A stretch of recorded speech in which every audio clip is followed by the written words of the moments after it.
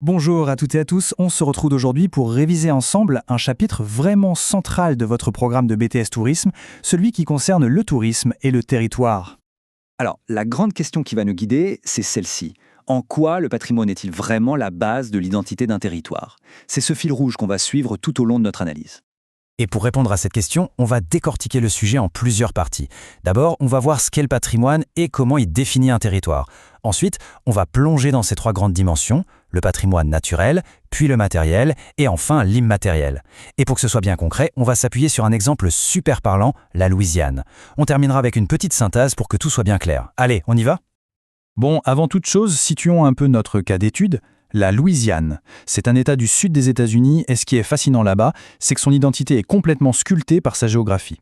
On peut dire que tout est façonné par l'eau, en particulier par l'immense delta du fleuve Mississippi qui vient terminer sa course dans le golfe du Mexique. C'est vraiment la clé pour comprendre la suite. Allez, on attaque avec notre premier pilier, le patrimoine naturel. Alors, on va commencer par définir simplement ce que c'est, ce concept, et juste après, on verra comment il prend vie de façon, spectaculaire, en Louisiane, à travers des paysages qui sont vraiment uniques au monde. Le patrimoine naturel, qu'est-ce que c'est exactement? Eh bien, c'est tout simplement l'ensemble des trésors d'un paysage. On parle de sa faune, de sa flore, de tout ce qui est modelé par le climat, par la géographie locale. Et ce qui est intéressant, c'est que dès le 19e siècle, on a compris que ces particularités naturelles étaient de véritables aimants à touristes. Pourquoi? Parce qu'elles créent des paysages qui ne ressemblent à aucun autre. Et ça fascine. Et quand on pense patrimoine naturel de la Louisiane, il y a un mot qui vient tout de suite à l'esprit, le bayou, bien sûr. D'ailleurs, c'est un mot qui vient d'une langue amérindienne et qui veut dire serpent. Ça décrit parfaitement cet immense labyrinthe de marécages.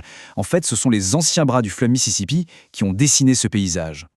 Et cet écosystème, il est d'une richesse mais incroyable. Il faut s'imaginer des milliers de kilomètres de cours d'eau qui serpentent au milieu de forêts de cyprès géants. C'est vraiment le royaume des fameux alligators, mais aussi un paradis pour les oiseaux, avec près de 300 espèces différentes. Et tout ça baigne dans une atmosphère très particulière, un climat subtropical humide qui donne à la région tout son caractère. Voilà pour le naturel. Passons maintenant à la deuxième grande facette de l'identité d'un territoire, le patrimoine matériel. Là, on change de registre. On parle de ce qui est tangible, de ce qu'on peut voir, des traces concrètes que l'histoire a laissées. Donc, le patrimoine matériel, en résumé, c'est tout l'héritage qu'on peut voir et toucher. Pensez aux monuments, aux bâtiments, aux œuvres d'art, c'est vraiment l'empreinte physique de l'histoire et de l'architecture d'un lieu. C'est un peu comme un livre d'histoire écrit en pierre qui nous raconte l'évolution d'une société et qui affirme son identité. En Louisiane, l'exemple parfait de ça, c'est évidemment le fameux Vieux Carré français à la Nouvelle-Orléans. Ce quartier, qui date quand même de 1718, c'est le cœur historique de la ville. Tout le monde connaît ces maisons de style colonial, avec les balcons en fer forgé si caractéristiques. Ce n'est pas pour rien que c'est le premier pôle touristique de tout l'État. Et pour voir à quel point ce patrimoine matériel peut être complexe, il faut regarder la route des plantations. C'est un exemple frappant. D'un côté, on a des sites comme Oak Alley Plantation. Là, on met en avant la splendeur, la vie luxueuse des propriétaires blancs. Et de l'autre côté, on a un lieu comme le Whitney Plantation Museum. Et là, le choix est radicalement opposé. C'est un lieu de mémoire qui raconte l'histoire du point de vue des personnes réduites en esclavage. Vous voyez, le patrimoine est le même, mais les récits qu'on en fait sont totalement différents. C'est ça qui est passionnant. On a vu le naturel, le matériel. Il nous reste le troisième pilier, et c'est peut-être le plus vivant, le plus vibrant de tous, le patrimoine immatériel. Là, on oublie les pierres et les paysages. On va parler de tradition, de culture vivante, de tout ce qui se transmet de génération en génération. Alors, ce patrimoine immatériel, il a été officiellement reconnu par l'UNESCO en 2003. Il englobe énormément de choses, les langues, la musique, la gastronomie, les savoir-faire. Et c'est souvent ce qui touche le plus le visiteur. Pourquoi? Parce que c'est l'âme d'un territoire, son identité la plus profonde qui s'exprime à travers ça. Et sur ce plan-là, la Louisiane est d'une richesse phénoménale. Pensez-y. Il y a la langue, bien sûr, avec l'héritage du français, que ce soit le créole ou le cadjoun.